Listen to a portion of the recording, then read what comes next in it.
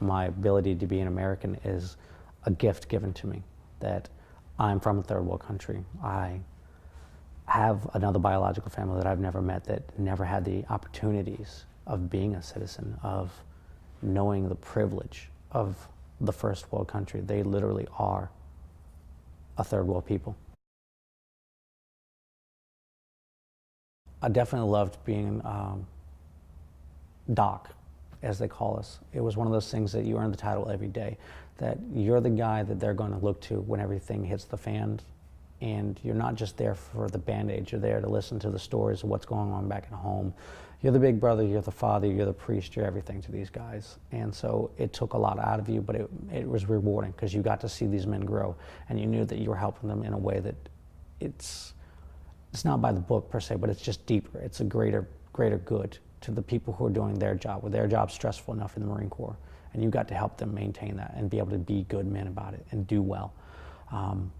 I got to learn my job as a Navy corpsman to do medicine, to practice medicine firsthand via these guys. So they got to suffer through some of our mess ups, our foul ups, and I got to learn their job, the weapon systems, the way they do tactics, to learn what it is to be a Marine. I got to basically do both worlds. You know, it was great.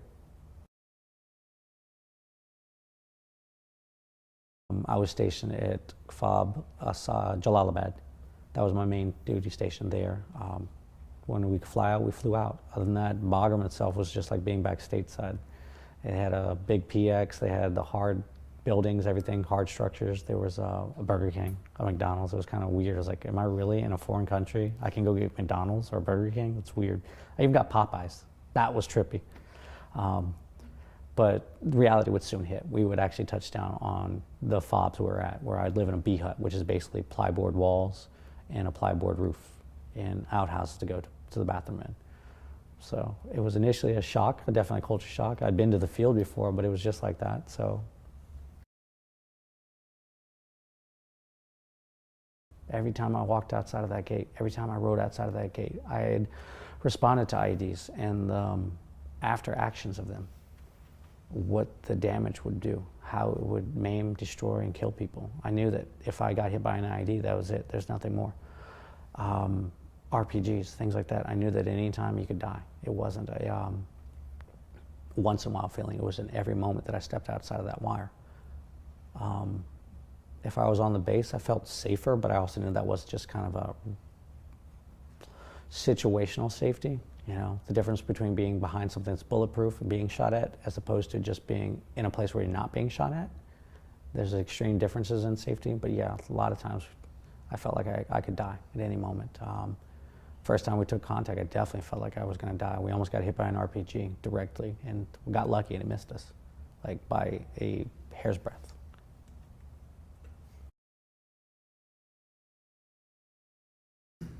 I was hitting the go button on my life, literally. I felt like I was alive. The most one getting shot at, one getting mortared, you know, that close to death. And the day that I ended up losing 4 of my soldiers during an IED attack, it really wrecked my life. I'm not going to lie about that. That's always going to be with me. But I know that it's also made me stronger too.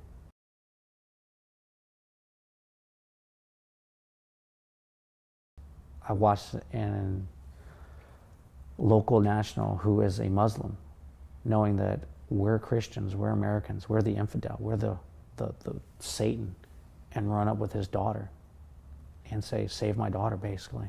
And I've watched him have that faith, knowing that one of us is a Christian and one of us is an atheist and one of us is a Taoist.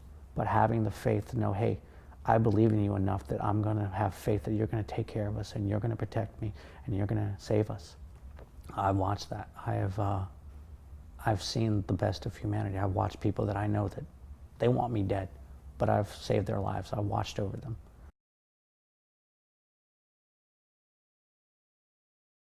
I knew I was back in the United States. I knew I was back in quote unquote safe area, but I didn't feel safe. I felt so weird, like just almost like dreamlike, because I was still looking for dangers. I was still looking for what was out there, was anything safe. I knew that everybody back here was worried about something like the Kardashians or some other just junk that didn't matter. I felt like I was coming back to a foreign country. The idea that America that I left and defended for, when I came back to it, was so different, so not what I was expecting, not what I wanted, I guess. Pretty much it seemed like she was ungrateful to what we were doing. I couldn't figure out why nobody cared about what was going on in Afghanistan. And like day-to-day life there literally is life and death. Yet over here, people are caring so much about their iPhone. Oh, I didn't get this app, or this little first world problems going on that doesn't mean jack shit, excuse my English, in the big picture. But here I know what it's like to literally not know if I'm taking that next breath. So it was kind of surreal to me, and it was kind of, it was hard. It was hard to take anything serious around me, or anybody serious around me who had not lived and breathed that. I didn't really want to be around people. I wasn't healthy, mentally or emotionally. I had to learn to deal with me and deal with my own demons from having been overseas, prior service in the military and in combat. I really messed a lot of things up that if I could go back now, I would try to fix, but it made me a better person now that I look at it, now that I see the times that I fell down, the drinking, the stupidity, the alcoholism with that. I had to suffer through all that in order to see what the real problem was and know that I can get through this, that I needed the help. I needed to ask other veterans who had been there for that help, because the VA wasn't ready. The VA just gave you a pill or said, oh, we'll talk to you every once in a while, but we're just going to leave you there. It took other veterans who had been there also to walk with me, to jump in the holes with me and say, okay, we're going to make it through this. Dealing with the fact of being a combat veteran, everything I've seen and dealt with, nobody around me understood that. They couldn't understand it. They didn't want to understand it. They just wanted to go back to the ignorance of the first world problems that they had. And I felt like I was drowning by myself. I felt like I was just dead inside.